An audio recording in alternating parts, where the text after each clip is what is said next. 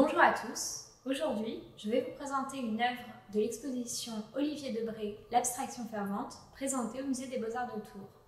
L'œuvre que j'ai choisie est un grand fusain réalisé par l'artiste en 1969.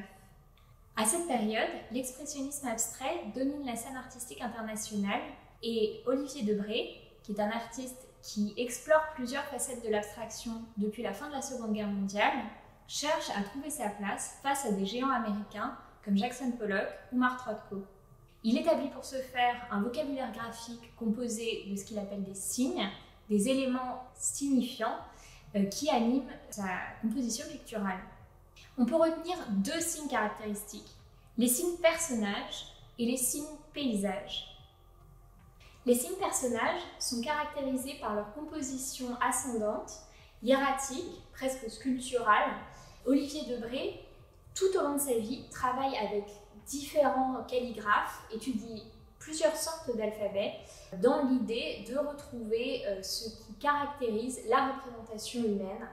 Et il en arrive à la conclusion que cet élan ascendant, cette manière de tirer vers le haut la représentation humaine est ce qui caractérise la ferveur, la spiritualité de l'être humain. C'est très visible sur cette œuvre qui fait penser à de la calligraphie japonaise.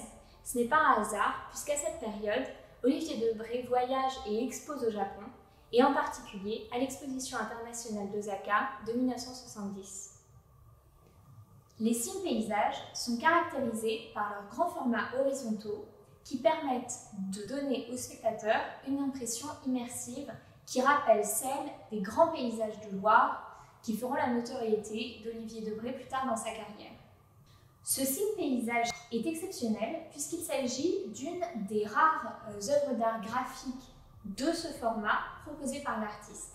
On voit qu'il se sert des hachures de craie noire et de fusain pour créer un effet vibratoire qui anime la surface de la toile et crée un mouvement qui va vers l'extérieur.